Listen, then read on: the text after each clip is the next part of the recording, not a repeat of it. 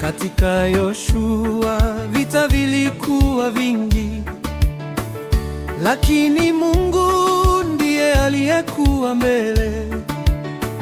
Aliwapigania, alitawala kwa nguvu, si kwa silaha bali kwa imani tele. Ee Bwana, panganazi wa vita, tuongoze katika mapambano ya roho.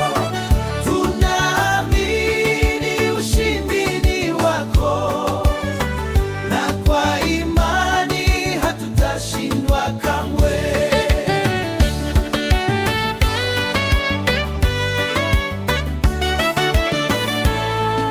Yoshua alikutana na jemadari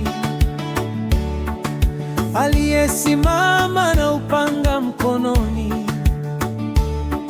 Si upande wa mtu bali upande wa Mungu. Tunaalikwa kujiunga na jeshi la mbinguni. Ee Bwana, panganazi wa vita, tuongoze katika mapambano ya roho.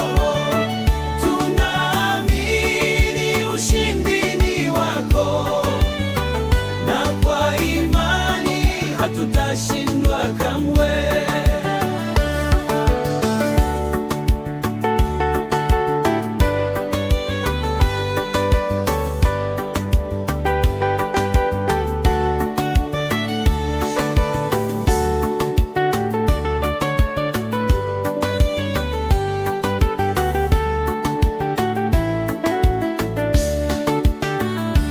Vita vya duniani ni kivuli tu, chanzo chake ni mbinguni kwa Lusifa.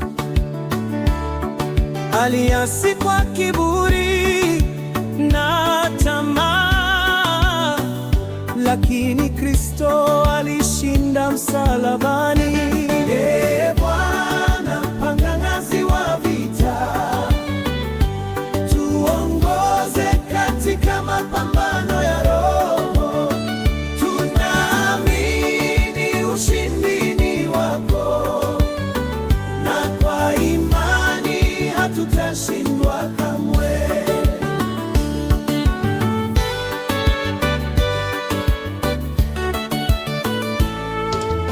Mungu hakutaka tuwe wapiganaji, alitaka tuwe watii wa kweli.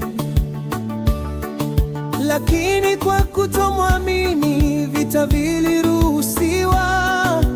Mpango wa pili si wa kwanza, lakini wa neema. Ee Bwana, panganazi wa vita,